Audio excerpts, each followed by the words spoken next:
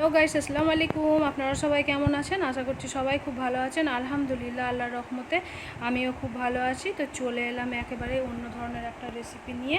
তো আমি আজকে বানাবো জ্যান্ত তেলাপিয়া মাছ ফ্রাই। তো খুবই সুন্দর খেতে, মাছটা কাটার জন্য অনেকে খেতে পছন্দ করে না। তো পারফেক্টভাবে যদি ফ্রাই করা যায় খেতে কিন্তু খুবই সুন্দর লাগবে।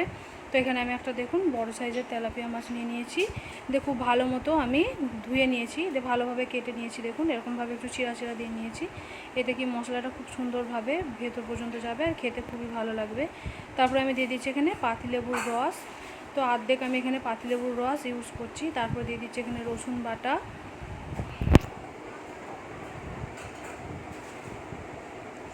তো রসুন বাটাটা দিয়ে আর পাতিলেবুর রসটা দিয়ে রেখেছি প্রথমেই।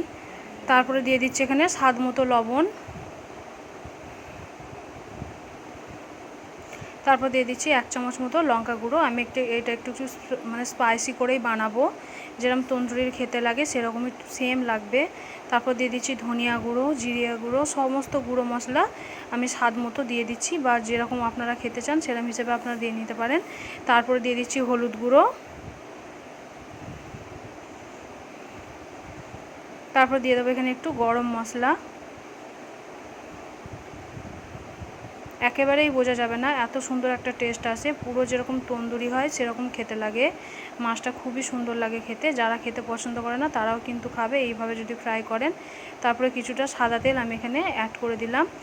সমস্ত মশলা এবার আমি হাতের সাহায্যে খুব ভালোভাবে আমি মাখিয়ে নেব, এবং মাছের ভেতর পর্যন্ত সুন্দরভাবে মশলাটা আমি একটু চেপে চেপে দিয়ে দেবো যাতে খেতে ভালো লাগে।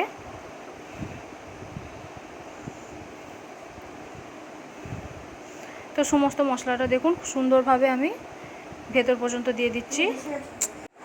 ভালোভাবে মশলাটা দেখুন আমি মাখিয়ে নিয়েছি। তো আমি এটা 5 থেকে 6 মিনিট মতো এইভাবেই আমি ম্যারিনেট করে রাখবো। এইভাবে ম্যারিনেট করে রাখলে খেতে খুবই ভালো লাগে।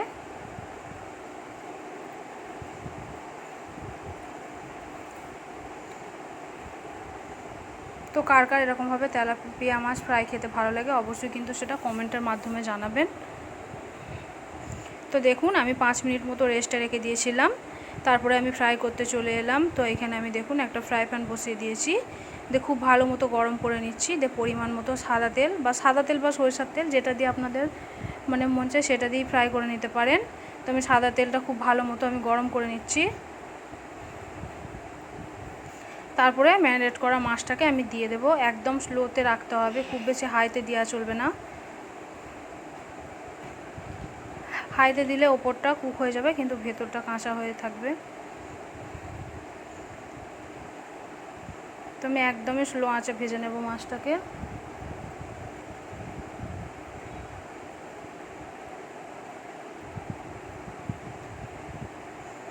তো দেখুন আমি 2 থেকে 3 মিনিট মতো একদিকটা ফ্রাই করে নিয়েছি।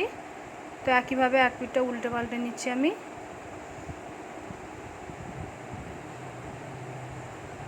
হাতে একটু সময় নিয়ে মাছটাকে ভেজে নিতে হবে।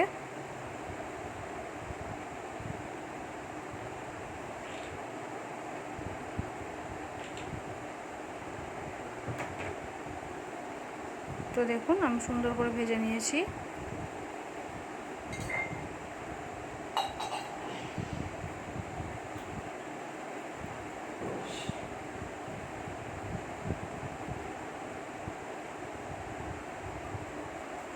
তো দেখুন একেবারেই তন্দুরির মতো ভেজে নিয়েছি আমি। খেতে কিন্তু খুবই ভালো লাগে যদি এরকম পাতিলেবুর রস দিয়ে খাওয়া যায়।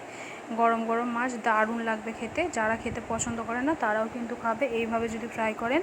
তো আপনাদের কেমন লেগেছে অবশ্যই লাইক কমেন্ট শেয়ার করবেন।